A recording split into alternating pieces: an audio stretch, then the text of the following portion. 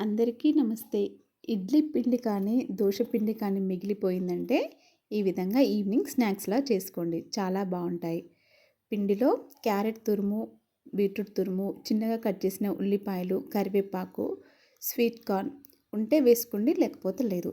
ఇవన్నీ వేసి తగినంతగా ఉప్పు వేసి చక్కగా కలుపుకొని పొంగనాల ప్యాన్ పెట్టుకొని ప్యాన్‌కి నూనె కానీ, నెయ్యి కానీ అప్లై చేసి వేడయ్యాక ఈ విధంగా పిండి పెట్టేసుకోవడమే.